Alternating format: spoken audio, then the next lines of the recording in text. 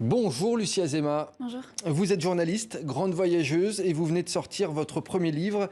Les femmes aussi sont du voyage, l'émancipation par le départ. C'est aux éditions Flammarion. Alors dans ce livre, vous dénoncez en quelque sorte la vision masculine du voyage. Finalement, le voyageur ne peut pas être une voyageuse. C'est en tout cas dans l'imaginaire collectif, le voyageur, c'est une figure très virile et très masculine. Et très longtemps, les femmes ont été exclues du voyage, que ce soit sur le plan légal ou tout simplement dans la littérature de voyage. Et c'est vraiment ça que j'ai essayé de déconstruire par ce livre. Ouais, vous évoquez le voyage comme une fabrique de la masculinité, notamment. Oui, parce que on entre dans une performance du genre. En fait, le voyageur, c'est comme je disais, c'est le baroudeur viril qui est seul dans sa jungle. Et donc, finalement, d'essayer de déconstruire ça, c'est aussi de laisser la place à d'autres figures, que ce soit féminines ou d'autres masculinités. Oui, parce aussi. qu'il y a toujours eu des voyageuses célèbres. On ne connaît pas très bien leur nom. On connaît par exemple Jacques Kerouac, Jacques London, Nicolas Bouvier chez les hommes. Ouais. Mais là, si vous demandiez à n'importe qui de citer une voyageuse célèbre, c'est un peu une colle. Généralement, on cite Alexandra David-Néel, mais évidemment, il y en a eu beaucoup d'autres. Mais il ne faut pas non plus tomber dans l'écueil inverse, parce que les femmes ont quand même moins voyagé que les hommes, mais pour plein de raisons qui étaient des impossibilités légales de gérer leur argent, de partir seule, et tous les carcans aussi que une société...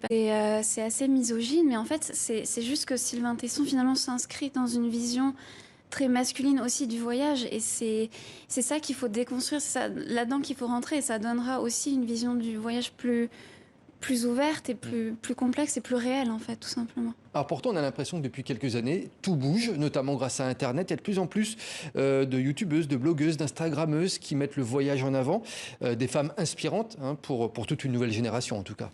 Oui, oui, totalement. Mais il y a aussi un écueil, un revers dans les réseaux sociaux, c'est qu'on retrouve l'image de la voyageuse, notamment sur Instagram, qui est aussi très sexualisée, qui est très axée sur le physique. Et c'est vrai que, par contre, YouTube, il y a plus de liberté. Enfin, il y a plein d'endroits, mais c'est vrai que la figure des femmes voyageuses existe et elle est de plus en plus présente et on ne peut que s'en réjouir.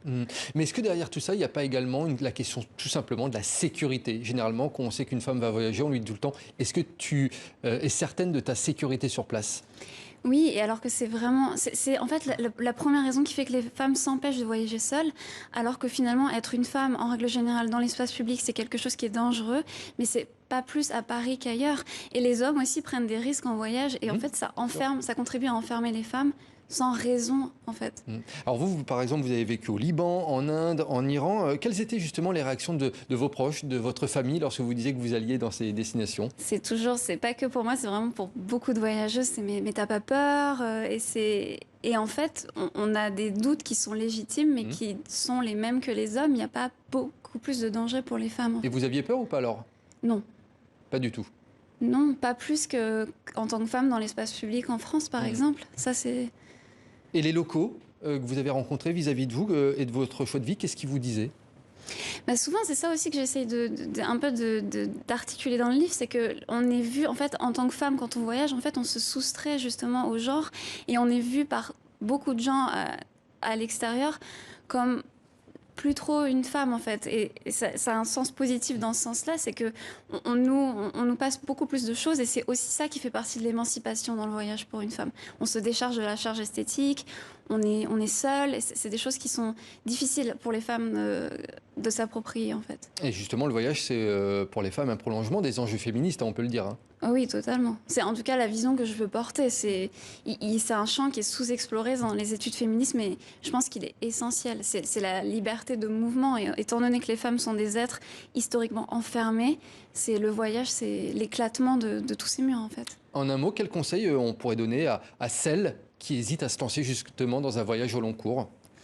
Je pense que c'est justement ce que je disais un peu tout à l'heure, c'est que si on a un doute et qu'un homme hésiterait pour les mêmes raisons, n'hésiterait pas pour exactement les mêmes raisons, dans ces cas-là, il faut y aller. C'est-à-dire, il y a des doutes qui peuvent être légitimes, mais si un homme ne se pose pas les mêmes questions, c'est qu'en fait, il faut y aller. C'est qu'on en est capable.